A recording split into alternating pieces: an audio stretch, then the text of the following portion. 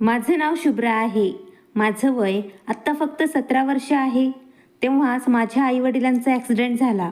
माझ्या आईवडिलांचं निधन झालं आणि माझा लहान भाऊ कोमात गेला.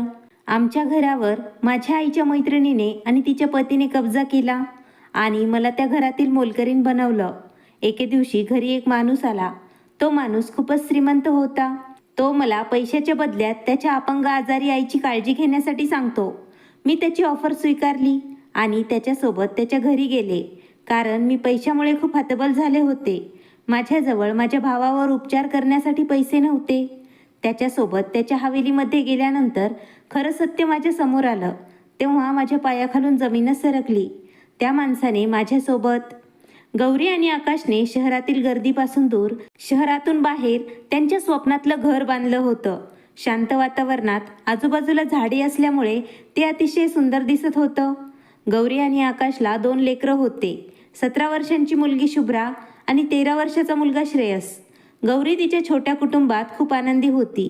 आज तिच्या मुलीचा 12वीचा पेपर होता. गौरी विचार करत होती, माहीत नाही शुभ्राला पेपर कसा गेला असेल. तेव्हा शुभ्रा आनंदात घरी परत येते.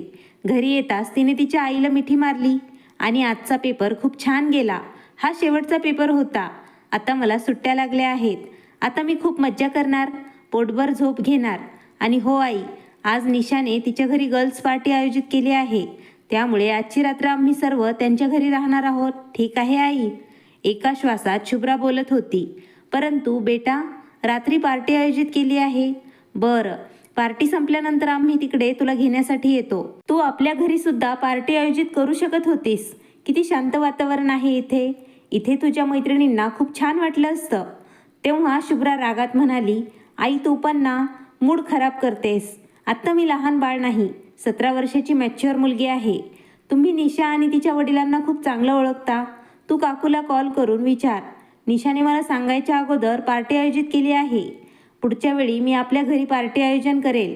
माहीत नाही का आजकाल आई दीप्ती काकू आणि विजय काकावर नाराज असते. मनातल्या मनात शुभ्रा विचार करत होती.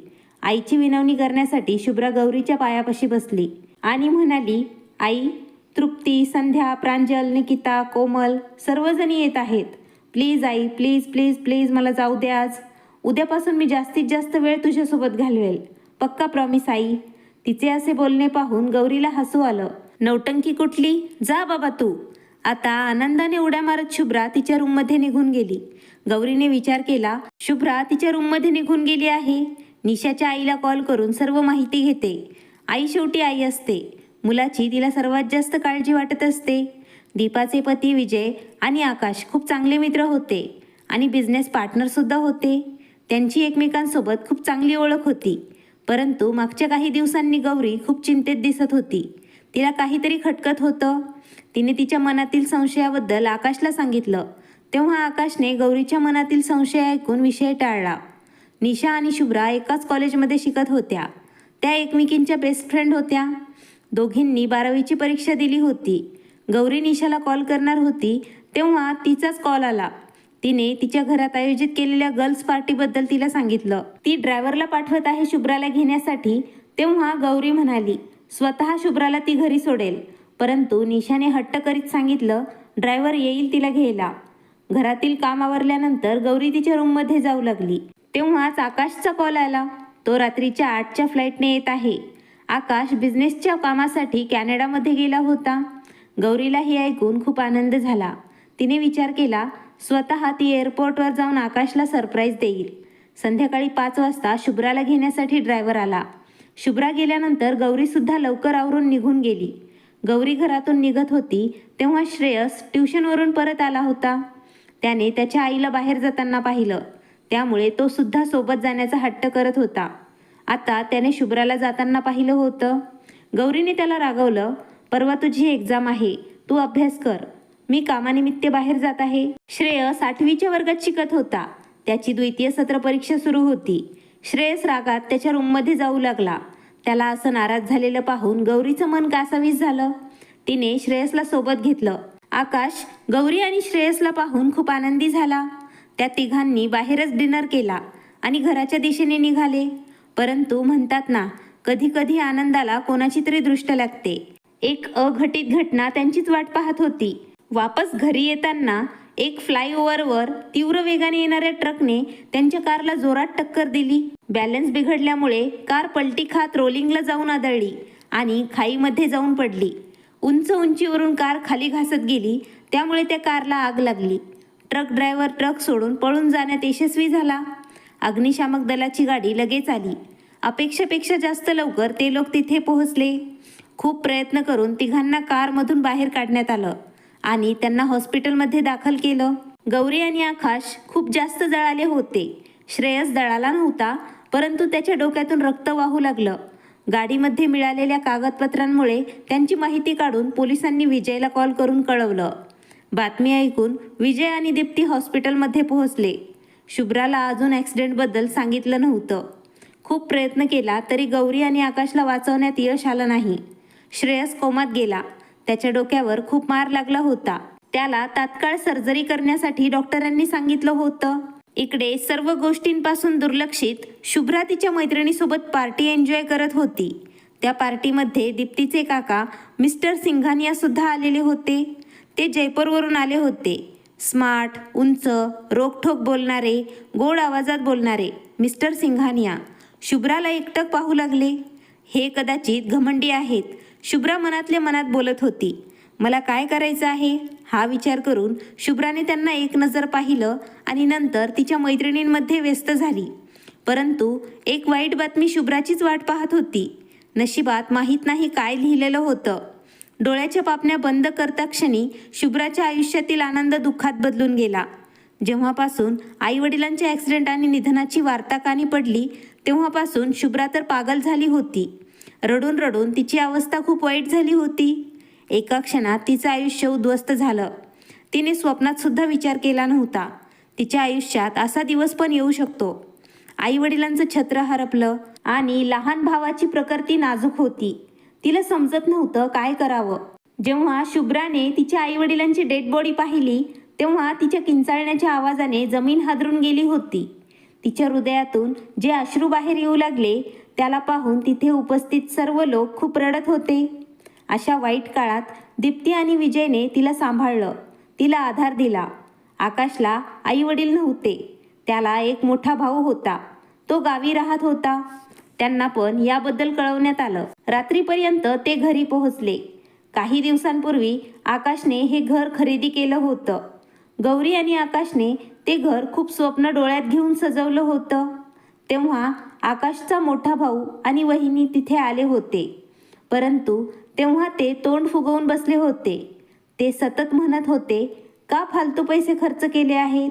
आम्हाला पैसे दिले असते तर गावातील जागेवर 2 मजली इमारत तयार झाली असती. तेव्हा शुभ्राला तिच्या काकाचा अतिशय राग आला होता. शुभ्राची रडून रडून वाईट अवस्था झाली होती, तरी तिच्या डोळ्यातून अश्रू थांबण्याचंच नाव घेत नव्हतं. शुभ्राचे काका आणि काकू अंत्यविधीनंतर शेतातील कामाचं निमित्त सांगून गावी परत निघून गेले. शुभ्राला सोबत घेऊन जाण्याचा विचार करत ते म्हणाले, श्रेयस बाळाला त्याच्या बहिणीची खूप गरज आहे. आम्ही इकडे येत राहू. परंतु त्यानंतर त्यांनी शुभ्रा आणि श्रेयसची काही विचारपूस सुद्धा केली नाही. आजुळात फक्त मामा होते. ते पण विदेशात राहत होते. फोन करून त्यांनी सर्व औपचारिकता पूर्ण केली. शुभ्राच्या घरावर विजय आणि दीप्तीने कब्जा केला. त्यांनी शुभ्राला हे सांगितलं, तिच्या वडिलांनी घराचे कर्ज पूर्ण फेडलेले नव्हते. त्यामुळे त्यांनी कर्ज नील करून घर त्यांच्या नावावर केलं आहे. परंतु निशाच्या सांगण्यावरून त्यांनी शुभ्राला त्याच घरात एका रूममध्ये राहण्याची परवानगी दिली. थोडे दिवस त्यांनी शुभ्राची काळजी घेतली. परंतु हळूहळू त्यांचे वागणे बदलले. या जगात किती स्वार्थी लोक आहेत. कोणी इथे सख्ख नाही. आज शुभ्राला समजलं होतं, स्वतःच्या घरात परकेपणाची वागणूक तिला भेटत होती. श्रेयसच्या तब्येतीमध्ये काही सुधारणा होत नव्हती. डॉक्टरांनी मेजर ऑपरेशन सांगितलं होतं. त्याचा खर्च लाखो रुपयांचा होता. काकाने हात वर केले. मामाला सांगितलं, तेव्हा मामाने काही पैसे दीप्तीच्या अकाउंटमध्ये ट्रान्स्फर केले. कारण अजून शुभ्राचं बँकेत अकाउंट नव्हतं. त्या पैशावर काही दिवस उपचार केले. तिने मामाला विनंती केली. त्यांनी श्रेयसला विदेशात नेऊन त्याच्यावरती उपचार करावे. परंतु मामाने यापेक्षा जास्त मदत करण्यासाठी तिला नकार दिला. शुभ्रा एवढे पैसे कुठून आणेल? 17 वर्षाची अनाथ मुलगी, तिचं अजून शिक्षणसुद्धा पूर्ण झालं नव्हतं. ती तिच्या भावाच्या उपचारासाठी लाखो रुपयांची तरतूद कशी काय करू शकेल? जवळजवळ 1 ते 1.5 महिना पूर्ण झाला होता आकाश आणि गौरीच्या निधनाला. श्रेयस अजूनसुद्धा कोमातच आहे. डॉक्टर येणाऱ्या दिवशी पैशांची सोय करायला शुभ्राला सांगतात. पैसे नसल्याकारणाने श्रेयस अजूनसुद्धा कोमात आहे. आता डॉक्टर श्रेयसला हॉस्पिटलमधून घरी घेऊन जा अशी शुभ्राजवळ धमकी देत होते. दीप्ती आणि विजयचे तर वागणे खूपच बदलले होते. शुभ्रा त्यांना पैशाची मदत मागत होती तेव्हा ते शुभ्राला म्हणत होते, आम्ही तुझ्या भावाच्या उपचारासाठी पैसे दिले तर ते पैसे परत कोण करेल? शुभ्राने त्यांच्यासमोर हात जोडले आणि विनंती करत ती म्हणाली, मी तुमच्या घरातले सर्व काम करेल आणि एखादी नोकरीसुद्धा करेल. हळूहळू मी तुमचे सर्व पैसे परत करेल. काकू, तुम्ही तर आईची बेस्ट फ्रेंड होत्या ना? प्लीज माझी मदत करा.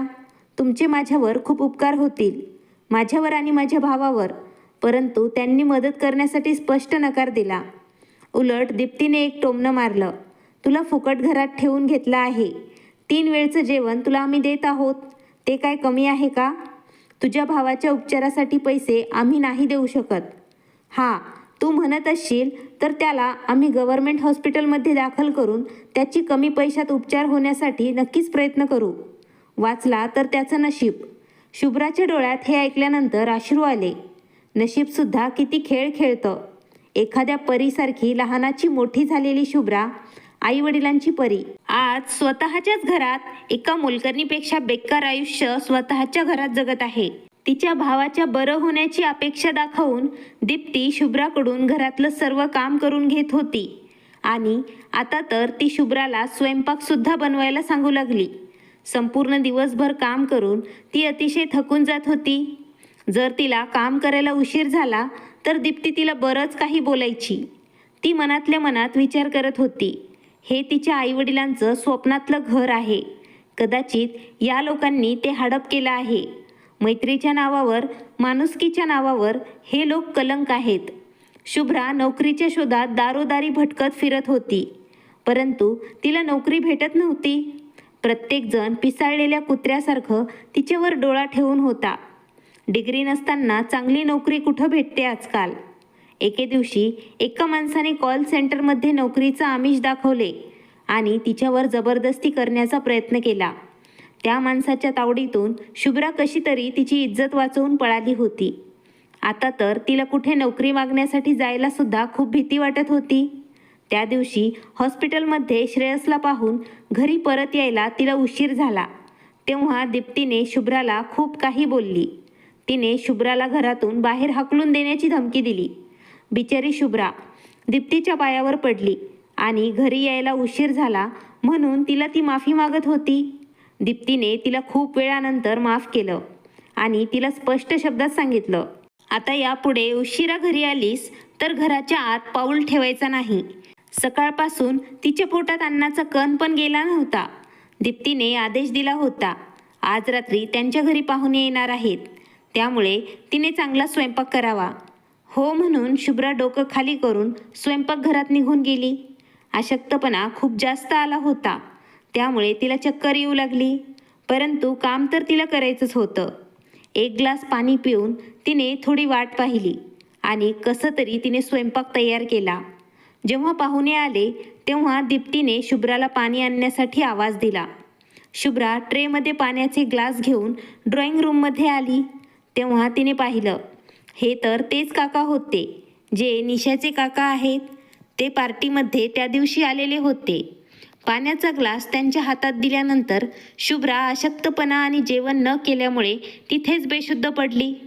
आईवडील नसलेल्या मुलीसोबत अशी वर्तणूक पाहून कोणाचं पण हृदय हादरून जाईल. परंतु काही लोकांचं हृदय दगडाचं असतं. त्यांच्या मनातील दया संपून जाते. त्यांच्या मनातील भावना संपलेल्या असतात. शुभ्राला जेव्हा शुद्ध आली तेव्हा ती तिच्या रूममध्ये बेडवरती होती. निशा तिच्याजवळ बसलेली होती. निशाच्या मांडीवर डोकं ठेवून शुभ्रा खूप रडली. निशासुद्धा शुभ्राची अवस्था पाहून खूप दुःखी होती. तिला तिच्या मैत्रिणीसाठी काहीतरी करायचं होतं, परंतु ती तिच्या आईवडिलांच्या कडक स्वभावामुळे काहीच करू शकत नव्हती. तिला शुभ्रासाठी तिच्या आईवडिलांचं वागणं अजिबात आवडत नव्हतं, परंतु ती काही करू शकत नव्हती. कधी कधी ती तिच्या पॉकेट मनीमधले काही पैसे शुभ्राला खर्च करण्यासाठी देत होती. काही वेळानंतर दीप्ती शुभ्राच्या रूममध्ये जेवणाचं ताट घेऊन आली. शुभ्रा आश्चर्यचकित होऊन तिच्याकडे पाहू लागली, कारण हे सर्व दीप्तीच्या स्वभावाच्या विरुद्ध होतं. कित्येक वेळा दीप्ती तर तिच्यासोबत सरळ शब्दात बोलत सुद्धा नव्हती. तिचा गळा भरून आला होता. भूक खूप लागली होती. तिने गप्प जेवण केलं. ती जेवण असं करत होती जसं की ती कित्येक दिवसांनी उपाशी आहे. जेवण झाल्यानंतर ती ताट घेऊन स्वयंपाकघरात जाऊ लागली. तेव्हा दीप्तीने तिला थांबवलं आणि तिला आराम करायला सांगितलं. दीप्तीने निशाला ताट ठेवून यायला सांगितलं. शुभ्रा अजूनसुद्धा चकित होऊन त्यांनाच पाहू लागली. निशा गेल्यानंतर दीप्ती शुभ्राला म्हणाली, हे बघ शुभ्रा, मला माहीत आहे तुला श्रेयसच्या उपचारासाठी खूप जास्त पैशांची गरज आहे, परंतु आपण एवढे पैसे कुठून आणणार आहोत? तुझे पप्पा खूप जास्त कर्जबाजारी होते. घराचे पण सर्व पैसे त्यांनी फेडलेले नव्हते. त्यामुळे आम्ही त्यांचं घेतलेलं कर्ज फेडलं. त्यामुळे आम्ही तुझी काही मदत करू शकत नाहीत. आम्हाला तुमच्या दोघांची काळजी आहे. परंतु थोडा वेळ थांबून दीप्ती म्हणाली, एक उपाय आहे जेणेकरून तू श्रेयसचा चांगल्या हॉस्पिटलमध्ये उपचार करू शकतेस. काय उपाय आहे? काकू, मी माझ्या भावासाठी काहीही काम असेल ते करायला तयार आहे. तुम्ही मला सांगा तरी, काय काम आहे? शुभ्रा खूप उत्सुकतेने विचारू लागली. दीप्तीने तिच्या चेहऱ्याकडे एकटक पाहत हळू आवाजात उत्तर दिलं, माझे दीर आहेत आणि निशाचे काका म्हणजेच मिस्टर सिंघानिया. ते जयपूरमध्ये राहतात. तुला त्यांच्यासोबत जावं लागेल. ते तुझ्या भावाचा चांगल्या हॉस्पिटलमध्ये उपचार करतील. शुभ्राने संशयी नजरेने दीप्तीकडे पाहिलं आणि तिला विचारलं, त्याच्या बदल्यात मला काम काय करावं लागेल? मी श्रेयसला अशा अवस्थेत एकट्याला इकडे सोडून नाही जाऊ शकत. त्याची काळजी कोण घेईल इथे? दीप्ती म्हणाली, तुला त्याची काळजी करण्याची काहीच गरज नाही. श्रेयसची सर्व जबाबदारी माझी आहे. मी वेळोवेळी तुला त्याच्या तब्येतीबद्दल सर्व काही माहिती देत राहील. तुला फक्त मन लावून मिस्टर सिंघानियांच्या घरी काम करावं लागेल. फक्त तुझं एवढंच काम असेल. शुभ्राने अडखळत विचारलं, काकू, तिकडे मला काय काम करावं लागेल ज्यामुळे ते काका मला एवढे पैसे देतील की ज्यामुळे माझ्या भावाचा उपचार होईल? काही विशेष नाही. मावशीची म्हणजेच सिंघानिया यांची आई माझी चुलत सासू आहे. त्यांची तुला 24 तास काळजी घ्यायची आहे. तुला तिथे राहायला आणि चांगलं जेवायला सुद्धा भेटेल. कोणत्या गोष्टींची काहीच अडचण नसेल. शुभ्रा चिंतेत पडली होती. अचानक दीप्ती काकूला माझ्यावर एवढी दया का येत आहे? आणि यात त्यांचा काहीतरी स्वार्थ असेल का? इत्यादी खूप जास्त प्रश्न तिच्या मनात येऊ लागले. शुभ्राला विचार करताना पाहून दीप्ती तिला म्हणाली, यात घाबरण्याची काहीच गरज नाही. माझा दीर खूप श्रीमंत आहे, सभ्य आणि साधा आहे. विशेष म्हणजे तो विवाहित आहे आणि त्याच्या पत्नीसोबत तो खूप आनंदात आहे. ते तर त्यांनी मला सांगितलं होतं. आईची काळजी घेण्यासाठी कष्टाळू, प्रामाणिक आणि प्रेमाने काळजी घेणारी कोणी मुलगी असेल तर आम्हाला सांगा. ती त्यांची काळजी घेऊ शकेल. मला तुझी आठवण आली. तुला पैशांची गरज होती श्रेयसच्या सर्जरीसाठी. जेव्हा मी माझ्या दिराला तुझ्याबद्दल सांगितलं तेव्हा तो सुद्धा तयार झाला. शुभ्राच्या समोर विहीर आणि मागे आड होता. श्रेयसला अशा अवस्थेत एकटं सोडून जाण्याचं तिचं मन होत नव्हतं, परंतु त्याच्यासाठी तर तिला जावं लागेल. स्वतःच्या मनाला सावरत शेवटी तिने जयपूरला जाण्यासाठी होकार दिला. भावाची काळजी असल्यामुळे तिला चिंतेत पाहून दीप्तीने शुभ्राला धीर दिला आणि ती म्हणाली, आत्ता श्रेयसचा उपचार इथेच होऊ दे, कारण आत्ता प्रवास करण्याच्या परिस्थितीमध्ये तो नाही. त्याच्या तब्येतीमध्ये काही फरक पडल्यानंतर त्याला तू तुझ्याजवळ बोलावून घे. यावेळी सिंघानिया काका तिला खूप चांगले व्यक्ती वाटत होते. व्यक्ती काय, तिला तर ते देवदूत वाटत होते, ज्यांनी तिला अशा वाईट परिस्थितीमध्ये आधार दिला होता. दिल्ली ते जयपूर संपूर्ण रस्त्याने मिस्टर सिंघानिया काकासोबत बोलण्याचा विचार करत होती, परंतु ते डोळ्यावर काळी पट्टी बांधून सीटवर डोकं ठेवून झोपून शांत होते. शांततेत संपूर्ण प्रवास संपला. जयपूर शहरातून खूप दूर एक मोठी हवेली होती. तिथे फार्म हाऊस होतं. तिथं गाडी थांबवली. नौकरने नमस्ते केला आणि गाडीचा डोअर उघडला. घाबरलेली शुभ्रा सिंघानिया काकांच्या मागे मागे चालत होती. सर्व काही सुनसान भयान दिसत होतं. 1-2 माणसाव्यतिरिक्त एवढ्या मोठ्या हवेलीमध्ये कोणी नव्हतं दिसत. आता शुभ्रा जास्तच घाबरत होती. तेव्हाच युनिफॉर्म घातलेल्या वृद्ध महिला तिथे आली आणि वरती एका रूममध्ये शुभ्राला घेऊन गेली आणि ती महिला म्हणाली, तुझ्या गरजेच्या सर्व वस्तू या रूममध्ये आहेत. आज आराम कर, उद्या काम समजावून सांगेल. सिंघानियाबद्दल विचारलं तेव्हा त्यांनी सांगितलं ते त्यांच्या घरी गेले आहेत. उद्या ते इथे येतील. ती स्त्री म्हणाली, मी शेजारच्या रूममध्ये आहे. घाबरण्याची काहीच गरज नाही. शुभ्राला इथे खूप उशिरा झोप आली. नवीन जागा, नवीन चेहरे, विचित्र रहस्यमय पहेलीसारखं वाटत होतं. ती सकाळी उशिरा झोपेतून उठली. खूप विचित्र वाटत होतं तिला. आंघोळ करून तिला थोडं फ्रेश वाटत होतं. लाल रंगाच्या राजस्थानी कपड्यांमध्ये ती अगदी बाहुलीसारखी दिसत होती. तेव्हाच समोरून सिंघानिया येताना दिसले. तेव्हा शुभ्रा पळत त्यांच्याजवळ गेली आणि ती त्यांना विचारत होती, मावशी कुठे आहेत? मला त्यांना भेटायचं आहे. त्यांची काळजी घ्यायची आहे. मला माझं काम समजावून सांगा. सिंघानियाने रागात तिला वरती तिच्या रूममध्ये जायला सांगितलं. तेव्हा शुभ्राला ते चांगलं वाटलं नव्हतं. थोड्या वेळानंतर सिंघानिया वरती शुभ्राच्या रूममध्ये आले. त्यांनी शुभ्राच्या हातात एक फाईल दिली आणि तिला ती वाचून घे असं तिला सांगितलं. तेव्हा सिंघानिया स्वतः चेअरवर शुभ्रासमोर बसले. शुभ्रा मन लावून ती फाईल वाचू लागली. शुभ्रा जसं जसं ती फाईल वाचत जाऊ लागली तसं तसं तिच्या चेहऱ्यावरचा रंग उडत गेला. संपूर्ण फाईल वाचल्यानंतर शुभ्राला धक्का बसला. तिने प्रश्नार्थक नजरेने मिस्टर सिंघानियाकडे पाहिलं, परंतु ते तिच्याकडे पाहून हसत होते. शुभ्रा फाईल फेकून पळत बाथरूममध्ये जाऊन लपली. फाईल वाचल्यानंतर शुभ्राला असं वाटत होतं जसं तिचं जग उद्ध्वस्त झालं आहे. हतबल आणि असहाय्य शुभ्रा ढसाढसा रडत होती. परंतु या अनोळखी शहरात अनोळखी लोकांमध्ये तिचं रडणं व्यर्थ होतं. रडून रडून तिचे डोळे लाल झाले होते. ती दुःखी होऊन विचार करत होती, कुठे फसले आहे मी? काय करू आता मी? कसं बाहेर पडू या जाळ्यातून? दीप्ती काकूसारखा हा माणूससुद्धा चालाक आणि खोटारडा आहे. रडत रडत खूप वेळ विचार केल्यानंतर तिचे डोळे कधी बंद झाले तिलाच समजलं नाही. जेव्हा तिचे डोळे उघडले तेव्हा ती बेडवरती होती.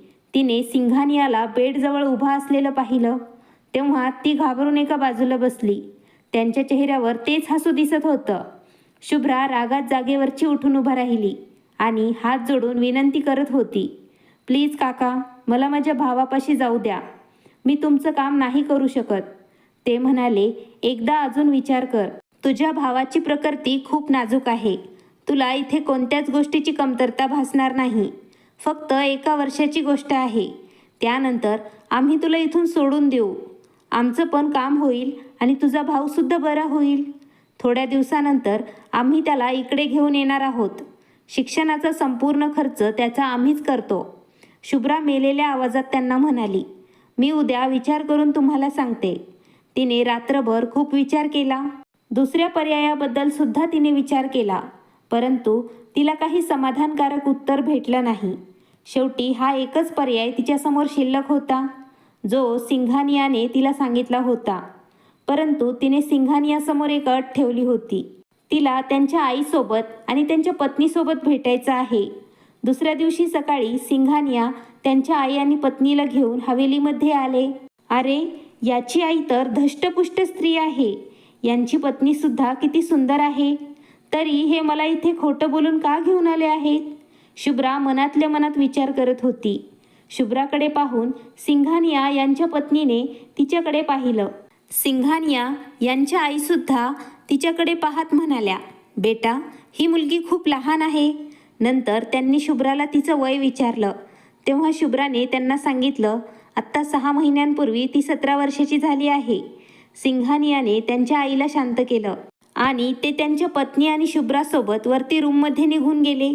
शुभ्राला परत एकदा कॉन्ट्रॅक्ट फाईल वाचायला सांगितली. कदाचित त्यांना समजलं होतं फाईलमध्ये जे काही लिहिलेलं आहे ते सर्व काही शुभ्राला समजलेलं नाही. त्यांनी त्यांच्या पत्नीला खुणावलं.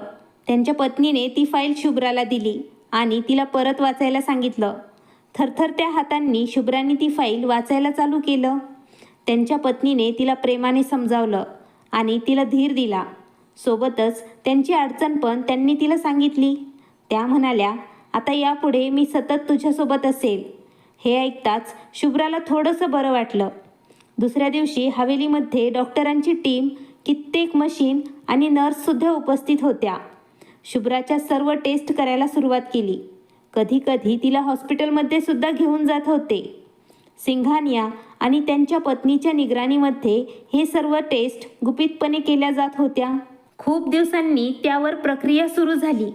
परंतु काही डॉक्टरांनी थोड्या दिवसानंतर शुभ्रा सरोगसीसाठी तयार आहे असं सिंघानिया यांना सांगितलं. परंतु तिचं वय कमी असल्यामुळे डॉक्टरांनी त्यांना पूर्वकल्पना दिली आणि हे सर्व नियमांच्या चौकटीत बसत नाही असंही त्यांना सांगितलं. परंतु पैसे देऊन त्यांचं तोंड बंद करण्यात आलं. असहाय्य आणि बिचारी शुभ्रा, तिच्या मनात नसताना हे सर्व करण्यासाठी ती तयार झाली होती. सिंघानियाची पत्नी मुलं जन्माला घालू शकत नव्हती.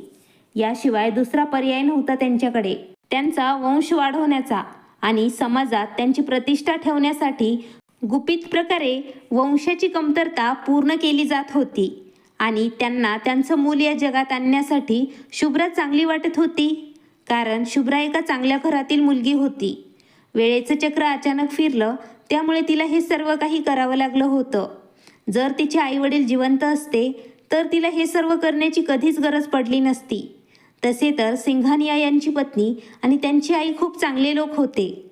हो, शुभ्राच्या नजरेत ते खूप चांगले लोक होते. कारण अनोळखी असून सुद्धा त्यांनी तिच्या भावाचा चांगल्या हॉस्पिटलमध्ये उपचार करायला चालू केलं होतं. इकडे दीप्ती आणि विजयने तर जवळचे असून सुद्धा शुभ्राला धोका दिला होता. ही गोष्ट वेगळी आहे.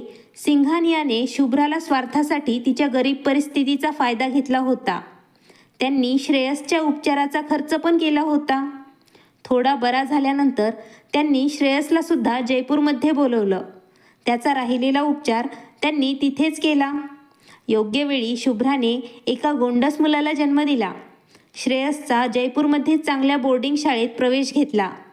त्याच्या संपूर्ण शिक्षणाची जबाबदारी आणि श्रेयसच्या शिक्षण ते नोकरी लागेपर्यंतचा सर्व खर्च, या खर्चाची जबाबदारी सिंघानिया यांनीच घेतली. शुभ्राला त्यांनी त्यांच्या राज्यात नोकरीसुद्धा दिली. शुभ्रा सोबतच प्रायव्हेट शिक्षणसुद्धा पूर्ण करत होती. मुलाचं नाव स्वप्नील कुमार सिंघानिया ठेवलं. एवढं मोठं नाव ऐकून शुभ्राला हसू येत होतं. शुभ्रा त्याला प्रेमाने सोनू म्हणत होती. खाऊ घालणे, दूध पाजणे आणि सांभाळ करण्याच्या व्यतिरिक्त शुभ्राचा त्या मुलावरती काहीच हक्क नव्हता. आणि हक्क तरी असेल तरी का? ती शेवटी एक सरोगसी आई होती, म्हणजेच किरायाने गर्भात बाळ ठेवणारी आई. ती पण एक अविवाहित आई. वेळेचं चक्र फिरलं आणि शुभ्राच्या आयुष्यात कोणीतरी प्रवेश केला. सिंघानिया यांचा लहान भाऊ सार्थकला शुभ्रा खूप आवडली. एवढी आवडली त्याने तिच्याशी लग्न करण्याचाच हट्ट केला. त्याच्या हट्टापुढे त्याच्या भावाला झुकावं लागलं. सिंघानियाने त्यांच्या लहान भावाचं सार्थक सिंघानियाचं लग्न शुभ्रासोबत केलं. अशा प्रकारे शुभ्राचं लग्न त्या शाही कुटुंबामध्ये झालं. ती तिच्या सोनूची म्हणजेच स्वप्नील कुमार सिंघानियाची छोटी आई झाली. आज सार्थक आणि शुभ्रा त्यांच्या लग्नाला 6 वर्ष पूर्ण झाले आहेत. लग्नाच्या 4 वर्षानंतर शुभ्राने परत एका मुलाला जन्म दिला. त्याचं नाव ऋषिकेश ठेवलं. त्याला सर्वजण प्रेमाने ऋषी म्हणत होते. दोन्ही भावामध्ये खूप प्रेम होतं. स्वप्नीलला शुभ्राची जास्तच सवय होती. नेहमी तो तिच्या मागे पुढे फिरत होता. जेवण करायचं असेल तर छोट्या आईच्या हाताने, अभ्यास करायचा असेल तर छोटीच आई पाहिजे. शाळा सुटल्यानंतर तो सरळ शुभ्राजवळच येत होता. सिंघानिया यांची पत्नी त्याला आवाज देऊन थकत होती. शुभ्राने त्याला समजावून सांगितलं, तेव्हा तो तिचं ऐकत होता. तो तर शुभ्रा आणि सार्थक सोबतच झोपण्याचा हट्ट करत होता. कधी कधी सार्थक मस्करी करत होता आणि म्हणत होता, हा वहिनीचा नाही, तुझाच मुलगा वाटतो मला. तो तुला सोडतच नाही. शुभ्राच्या मागच्या आयुष्याबद्दल सार्थकला सर्व काही माहीत आहे, फक्त ही गोष्ट सोडून. याबद्दल तिला स्पष्ट शब्दात सिंघानिया यांनी सांगितलं होतं. तिने या गुपिताला गुपितच ठेवावं, कायमस्वरूपी. एवढंच नाही, ही गोष्ट तिच्या भावाला श्रेयसला सुद्धा माहीत नव्हती की शुभ्रा एक सरोगसी आई आहे. एके दिवशी सार्थक TV पाहत होता. तेव्हा अचानक त्याने शुभ्राला खूप जोरात आवाज दिला. शुभ्रा, लवकर ये, टी व्हीवर बघ काय दाखवत आहेत. सार्थक सारखा आवाज देत होता. शुभ्रा पळत पळत आली आणि आश्चर्यचकित होऊन टी व्हीवर बातमी पाहत होती. तिने पाहिलं, दीप्ती आणि विजयला पोलिसांनी तुरुंगात टाकलं होतं. मीडियावाले प्रश्न विचारत होते. मागे डिसोजा अंकलसुद्धा होते. हो, हे तर डिसोजा अंकलच आहेत. हे काय बोलत आहेत? हे सत्य आहे का? शुभ्रा स्वतःसोबत बोलत होती. डिसोजा अंकल तिच्या पप्पाच्या कंपनीमध्ये मॅनेजर होते. त्यांना विजय काकाने कंपनीमध्ये घोटाळा केला आहे म्हणून तुरुंगात पाठवलं होतं. अंकल सांगत होते त्यांच्यासोबत तुरुंगात एक ट्रक ड्रायव्हरसुद्धा कैद होता. त्याने बोलताना त्यांना सांगितलं त्याने विजयच्या सांगण्यावरूनच आकाशच्या कारला टक्कर दिली होती. त्यासाठी त्याला विजयने खूप जास्त पैसे दिले होते. यावेळी तो दुसऱ्या खून केल्या प्रकरणामध्ये तुरुंगात होता. डिसोजा अंकल सांगत होते ते निर्दोष होते, परंतु खोटे पुरावे सादर करून त्यांना जेल झाली होती. त्यांनी जेलरला ड्रायव्हरने केलेल्या मर्डरबद्दल सर्व काही सांगितलं. ड्रायव्हरने सत्य सांगितल्यानंतर पोलिसांनी दीप्ती आणि विजयची चौकशी केली. तेव्हा दीप्ती आणि विजय हेच खरे गुन्हेगार आहेत हे समजलं. अजून एक सत्य समोर आलं होतं. आकाशचं घर त्या लोकांनी त्याला फसवून स्वतःच्या नावावरती केलं होतं आणि बिचारे अनाथ लेकरं शुभ्रा आणि श्रेयस त्या दोघांना बेघर केलं होतं. आश्चर्य वाटतं असं काही पाहिल्यानंतर. स्वतःचा स्वार्थ साधण्यासाठी लोक किती खाली पडतात. एक हसतं खेळतं कुटुंब प्रॉपर्टीच्या लोभामुळे आज उद्ध्वस्त झालं आहे. मुलांच्या डोक्यावरचं आईवडिलांचं छत्रसुद्धा हरपलं आणि त्यांना दारोदारी भटकत फिरावं लागलं. काश हे सर्व आमच्यासोबत झालं नसतं तर आज माझे आईवडील माझ्यासोबत असते. शुभ्राच्या दुःखाचा आज बांध फुटला होता. खूप प्रयत्न करून ती मागचं आयुष्य विसरून आता आनंदी आयुष्य जगत होती. या बातमीने तिच्या जखमा परत ओल्या केल्या. चांगलं होईल सिंघानिया यांचं, ज्यांनी तिला राहायला जागा दिली. एवढंच नाही, तिच्या शिक्षणाचा आणि श्रेयसच्या शिक्षणाचा आणि उपचाराचा खर्चसुद्धा त्यांनीच केला. हो, ही गोष्ट नक्कीच होती. याची खूप मोठी किंमत शुभ्राला द्यावी लागली होती. शुभ्रा ढसाढसा रडत होती. आज तिला खूप रडावं असं वाटत होतं. तिच्या हृदयात एक कळ येत होती. त्यामुळे तिच्या डोळ्यातील अश्रू थांबण्याचं नाव घेत नव्हते. सार्थकने तिला खूप शांत करण्याचा प्रयत्न केला, परंतु सर्व प्रयत्न त्याचे व्यर्थ गेले. तिच्याकडे पाहून सार्थकला पण खूप रडू येऊ लागलं. जेव्हा तो शुभ्राला शांतच करू शकला नाही, तेव्हा त्याने पोर्चमध्ये खेळणाऱ्या 9 वर्षाच्या स्वप्नीलला आवाज दिला. शुभ्राला रडताना पाहून 9 वर्षाचा स्वप्नील खूप घाबरून गेला. तो छोटी आई म्हणून खूप रडत होता. शुभ्राने एकटक त्याच्याकडे पाहिलं तेव्हा ती शांत झाली. नाहीतर ती सतत एकटक टीव्हीकडे पाहूनच रडत होती. तेव्हाच शुभ्राचा 2 वर्षाचा मुलगा सुद्धा जागा झाला. तो खूप रडत होता. सार्थकने त्याला शांत केलं. दुःख, राग आणि वैतागून शुभ्राने एक निर्णय घेतला. तिला आजच्या आज दिल्लीला जायचं आहे. सार्थकने लगेचच फ्लाईटचं तिकीट बुक केलं आणि ते दोघं त्यांच्यासोबत श्रेयस आणि त्यांच्या दोन्ही मुलांना घेऊन ते दिल्लीला पोहोचले. संपूर्ण रस्त्याने शुभ्राने तिच्या मागच्या दिवसांची आठवण काढली होती. जीवनातील एक एक क्षण तिच्या डोळ्यासमोर येऊ लागला. आज तिच्या आईवडिलांच्या समोर ती कित्येक वर्षांनी आली होती. घरी आल्यानंतर शुभ्रा जुन्या आठवणी ताज्या करण्याचा प्रयत्न करत होती आणि ती ढसाढसा रडत होती. ती तिच्या आईवडिलांच्या फोटोसोबत असं बोलत होती जसं त्यांना हे सर्व काही समजत आहे. कदाचित ते दोघं शुभ्राचं म्हणणं ऐकत होते आणि ते दोघं शुभ्राला भरभरून आशीर्वाद देत होते. आज त्यांच्या मनाला शांतता मिळाली होती. दोन्ही अनाथ भाऊ बहिणींच्या डोक्यावरचे दुःखाचे दिवस आता निघून गेले होते. दोन्ही भाऊ बहीण एकमेकांच्या गळ्यात पडून खूप रडले. शुभ्राने घराची चावी श्रेयसच्या हातात दिली आणि जड पावलांनी, भिजलेल्या डोळ्यांनी तिच्या आईवडिलांना नमस्कार करून सार्थकसोबत ती जयपूरला परत निघाली. अशा प्रकारे एका हसत्या खेळत्या कुटुंबाला उद्ध्वस्त करणारे स्वतः उद्ध्वस्त झाले. मित्रमैत्रिणींनो, तुम्हाला ही कथा कशी वाटली ते आम्हाला नक्की कमेंटमध्ये सांगा. आवडल्यास नक्की लाईक, शेअर आणि सबस्क्राईब करायला मात्र विसरू नका. धन्यवाद. आभारी आहोत.